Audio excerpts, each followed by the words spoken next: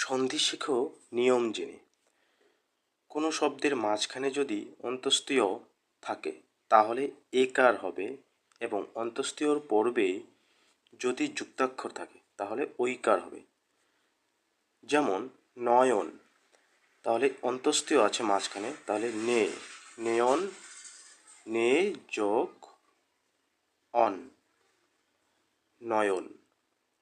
বয়ন, বে যোগ কোনো নেই তার জন্য অন, বয়ন। নায়ক, এবার দেখো অন্তস্তীয়র পূর্বে আকার, দন্তন্যর সাথে আকার যুক্ত আছে, তার জন্য হবে ঐকার। নই যোগ অক,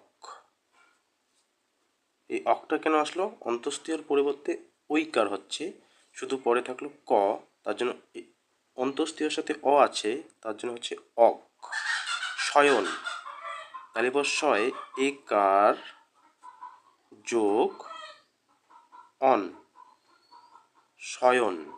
এবার গায়ক, অন্তস্তীয়র পূর্বে আকার যুক্ত আছে, তার জন্য হবে ঐকার, গয় ঐকার যোগ অক, গায়ক।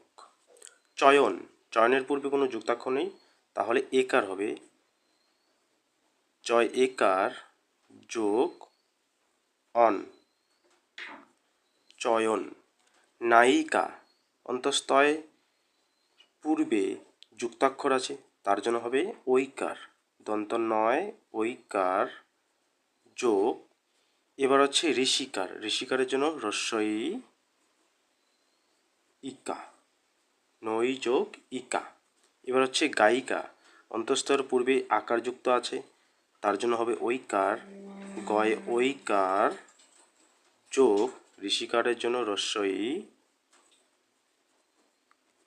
কা, ইকা, গই যোগ ইকা, গায়িকা।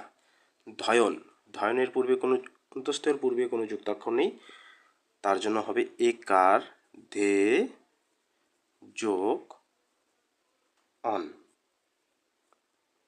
ভিডিওটি ভালো লাগলে অবশ্যই লাইক, শেয়ার এবং পেজটিকে ফলো করে রাখবে। ধন্যবাদ।